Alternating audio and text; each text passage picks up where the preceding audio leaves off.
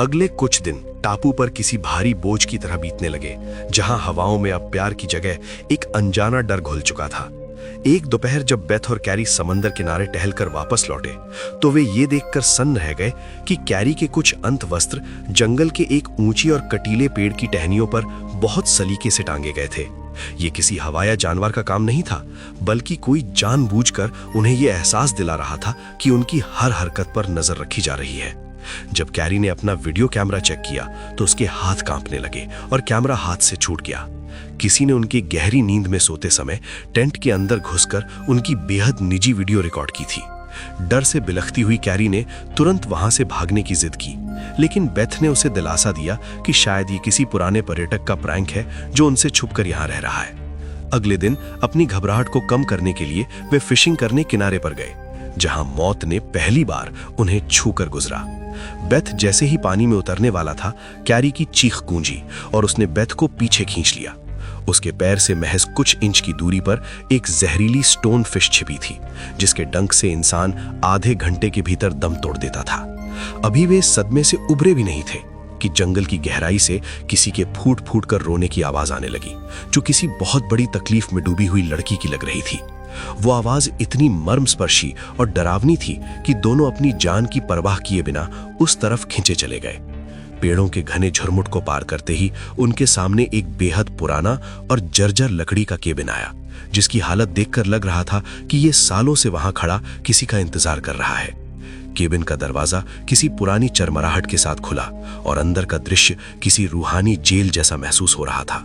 वहां एक टूटा हुआ बिस्तर था और दीवारों पर हजारों लकीरें नाखूनों से खुरच कर बनाई गई थीं, जैसे कोई अभागा वहां कैद होकर अपने आखिरी दिन गिन रहा हो। बेथ को कमरे के एक कोने में कुछ नक्काशीदार लकड़ियां मिली, जिनमें खौफनाक दृश्यों घेरा गया था। एक लड़की हाथ में भाला लिए किसी पुरुष को बड़ी बेरहमी से मार रही थी। तभी अचानक कमरे के भीतर से एक तेज सरसराहट हुई और एक बड़ा चूहा निकला, जिससे दोनों बुरी तरह सहम गए।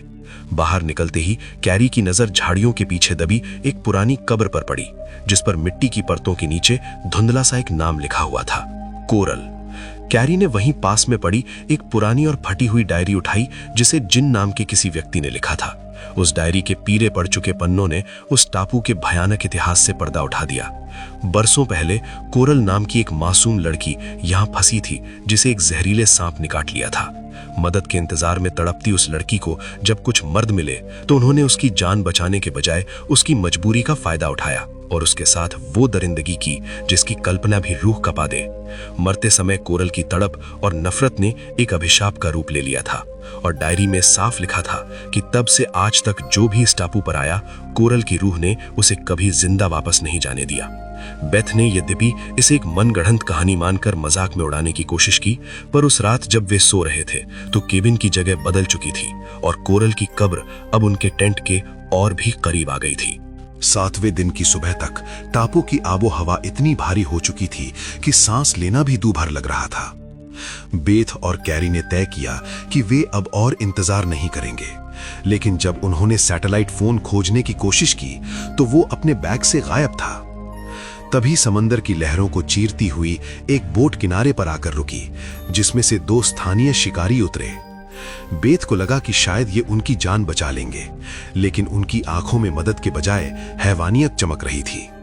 वे शिकारी न तो उनकी भाषा समझ रहे थे और न ही उनकी मदद करना चाहते थे, बल्कि उनमें से एक ने कैरी के साथ बदतमीजी करनी शुरू कर दी।